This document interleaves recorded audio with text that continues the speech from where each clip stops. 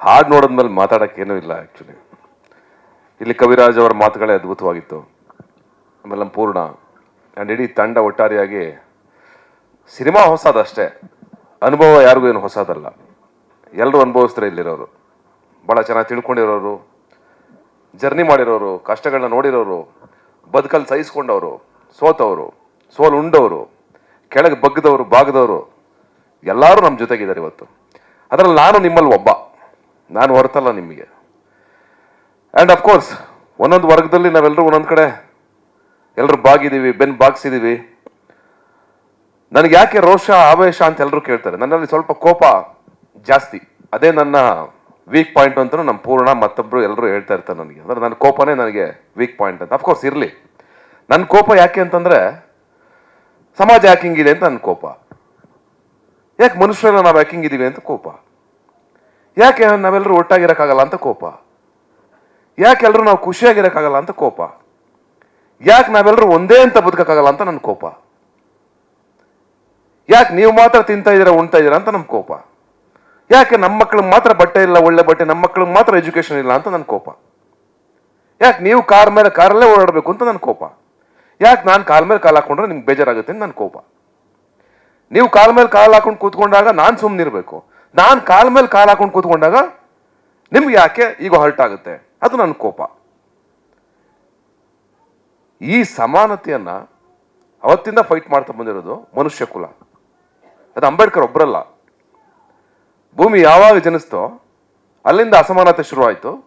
ಒಬ್ಬೊಬ್ಬರು ಮನುಷ್ಯರಲ್ವೇ ವೈಮನಸ್ಸು, ಅಸೂಯೆ, ಇದನ್ನೇ ತುಂಬ್ಕೊಂಡು ಬದುಕ್ತಾ ಅದು ಬ್ಲಾಸ್ಟ್ ಆಗ್ತಾ ಬಂತು ಅಷ್ಟೇ.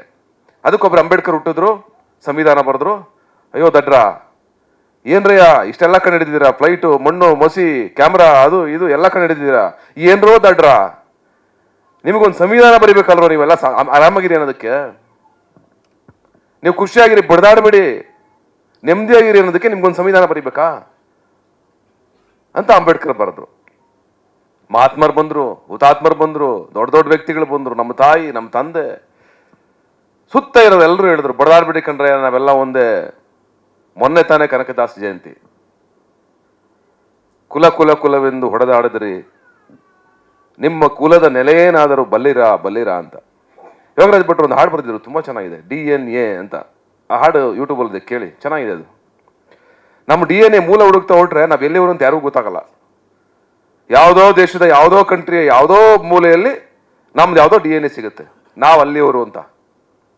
ಆ DNA ಹುಡುಕೋದು ಹಿಂದೆಲ್ಲಿ ಸಿಗ್ತೀವಿ ನಾವು.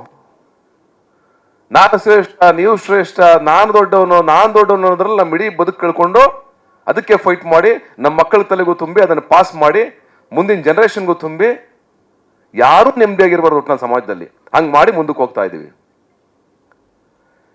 ಈ ಬದುಕು ಬೇಕಾ ಅನ್ನೋ ಪ್ರಶ್ನೆ ನಾನು ನೋಡೋಣ ತುಂಬ ಸ್ಟ್ರಾಂಗ್ ಆಗಿದೆ. ಅದಕ್ಕೆ ನನಗೆ ಕೋಪ ಜಾಸ್ತಿ. ನಾನು ಎದೆ ಉಬ್ಬಿಸಿ ನಿಲ್ತೀನಿ ಯಾವಾಗ್ಲೂ, ಎಲ್ಲೇ ಹೋದ್ರು. ದುರಂಕಾರನ ಅಲ್ಲ, ಕಾನ್ಫಿಡೆನ್ಸ್. ಇಲ್ಲಾಂದ್ರೆ ನೀವು ನನ್ನ ಬೆಂಡ್ ಮಾಡ್ತಾನೆ ಇರ್ತೀರ. ನಾನೊಂದು ಚೂರು ಬೆಂಡ್ ಆದ್ರೆ ನನ್ನ ತಲೆ ಮೇಲೆ ಕಾಲು ಸೀದಾ ಬರುತ್ತೆ ನಿಮ್ದು. ಹಂಗಾಗಿ ನಾನು ಬೆಂಡ್ ಆಗಲ್ಲ. ನಾನು ಅಂದ್ರೆ ಯಾರು?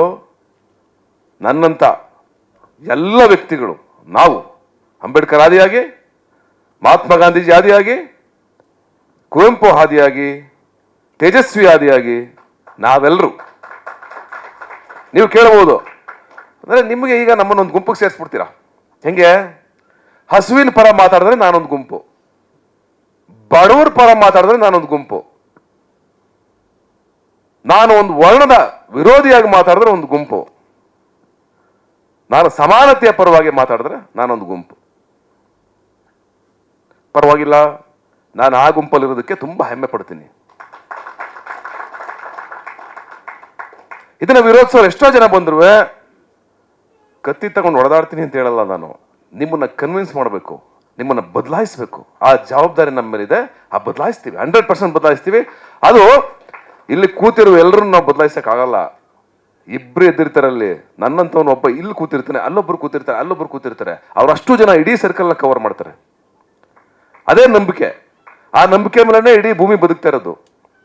ಈ ಭೂಮಿ ಯಾರು ಸ್ವತ್ತು ಅಲ್ಲ, ಅದನ್ನ ಯಾವಾಗಲೂ ಹೇಳ್ತಾ ಇರ್ತೀನಿ ನಾನು. ನಾವೇ ಬಾರ್ಡರ್ ಹಾಕಿರೋದು, ನಾವೇ ಲೈನ್ ಹಾಕೊಂಡಿರೋದು, ನಾವೇ ಸೆಕ್ಯೂರಿಟಿ ಹಾಕೊಂಡಿರೋದು, ನಾವೇ ಭಯಸ್ಥರಾಗಿ ಸೆಕ್ಯೂರಿಟಿ ಹಾಕೊಂಡು ನಮ್ಮನ್ನು ನಾವು ಕಾಯ್ತಾ ಇರೋದು.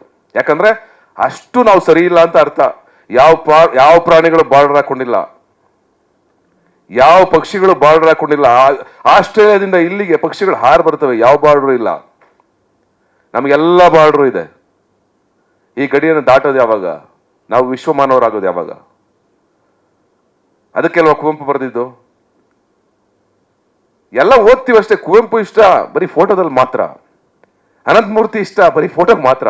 ಎಲ್ಲಿ ಸರ್ಕಾರಿ ಸ್ಕೂಲಲ್ಲಿ 2 ಫೋಟೋ ಇರುತ್ತೆ, ಇಲ್ಲ ವಿಧಾನಸೌಧದಲ್ಲಿ 2 ಫೋಟೋ ಇರುತ್ತೆ ಎಲ್ರದ್ದು. ಯಾರು ಇವರು? ಯಾರು ಗೊತ್ತಿರಲ್ಲ. ಹೆಂಗ್ ಗೊತ್ತು? ಕುವೆಂಪು ಚಿಕ್ಕ ವಯಸ್ಸಲ್ಲಿ ಹೇಳ್ಕೊಟ್ಟಿದ್ರು ಕುವೆಂಪು ಅಷ್ಟೇ. ಕುವೆಂಪು ಏನ್ ಮಾಡಿದ್ರು? ಏನನ್ನ ಹೇಳಿದ್ರು? ಅಂಬೇಡ್ಕರ್ ಏನ್ ಮಾಡಿದ್ರು? ಏನನ್ನ ಹೇಳಿದ್ರು? ಒಂದೊತ್ತು ಹಸ್ಕೊಂಡಿರಿ ನೀವು, ಆ ದುಡ್ಡಲ್ಲಿ ಶಿಕ್ಷಣ ಕೊಡಿ ಅಂತ ಹೇಳಿದ್ರು ಮಕ್ಕಳಿಗೆ. ಈ ಸೆನ್ಸಿಬಿಲಿಟಿ ನಾವು ಬೆಳೆಸ್ಕೊಳ್ಳಿಲ್ಲ ಅಂತಂದ್ರೆ ಏನು ಬದಲಾವಣೆ ಬರುತ್ತೆ ಸಮಾಜದಲ್ಲಿ? ಯಾರಿಗೂ ಪೇಷನ್ಸ್ ಇಲ್ಲ ಇವತ್ತು. ಯಾರ ಮಾತು ಕಳೆದೋಗಿದೆ ಅದು. ನಾವು ಕೂತ್ಕೊಂಡು ಕೇಳ್ತೀವಿ, ಆಕ್ಚುಲಿ ಏನ್ ಹೇಳ್ತಾ ಇದ್ದಾರೆ ಕವಿರಾಜ್ ಅವರು, ಏನೋ ಹೇಳ್ತಾ ಇದ್ದಾರೆ ಇಂಪಾರ್ಟೆಂಟ್ ಆಗಿ ಕೇಳಿಸ್ಕೊಳ್ಳೋಣ. ಆ ಕಿವಿಗಳೇ ಮುಚ್ಚೋಗಿದಾವೆ. ನೀವು ಯಾವ ಜಾತಿ ಅಂತ ಹೇಳ್ಬಿಡಿ, ಯಾವ ಧರ್ಮ ಅಂತ ಹೇಳ್ಬಿಡಿ, ಎಲ್ಲಾ ಜಾತಿ ಎಲ್ಲಾ ಧರ್ಮದಲ್ಲೂ ಅದಾಗಿದೆ. ಆ ಒಳಗಿನ ಅರಿವನ್ನೇ ಮುಚ್ಕೊಂಡ್ಬಿಟ್ರೆ ನಾವು, ಯಾವ ಕ್ರಾಂತಿ, ಯಾವ ಹಾಡುಗಳು, ಯಾವುದೇ ಸಿನಿಮಾಗಳು ಬಂದ್ರು ಅದನ್ನ ಓಪನ್ ಮಾಡಕ್ಕಾಗಲ್ಲ. ಆ ಬಾಗಲ್ನ ಓಪನ್ ಮಾಡಕ್ಕಾಗಲ್ಲ. ಆ ಬಾಗಿಲು ಓಪನ್ ಆಗ್ಬೇಕು, ಅದನ್ನ ಓಪನ್ ಮಾಡ್ಕೋಬೇಕು. ಅವಾಗ ಎಲ್ಲಿ ಓಪನ್ ಆಗುತ್ತೆ ಅಂದ್ರೆ ಅದಕ್ಕೊಂದೇ ಕೀ ಇರೋದು, ಮನುಷ್ಯತ್ವದ ಕೀ. ಆ ಮನುಷ್ಯತ್ವದ ಕೀ ನಮ್ಮ ಜೊತೆಗೆ ಇರೋವರೆಗೂ ಈ ಡೋರ್ ಓಪನ್ ಇರುತ್ತೆ. ಆ ಮನುಷ್ಯತ್ವದ ಕೀನೇ ಮರ್ತ್ಬಿಟ್ರೆ ನಾವು ಯಾವ ಡೋರ್ ಓಪನ್ ಆಗಲ್ಲ. ನಮ್ಮ ಯೂಟ್ಯೂಬ್ ಚಾನಲ್ ಅನ್ನು ಸಬ್ಸ್ಕ್ರೈಬ್ ಮಾಡಿ ಹಾಗೂ ಫೇಸ್ಬುಕ್ ಮತ್ತು ಇನ್ಸ್ಟಾಗ್ರಾಮ್ ಅನ್ನು ಫಾಲೋ ಮಾಡಿ.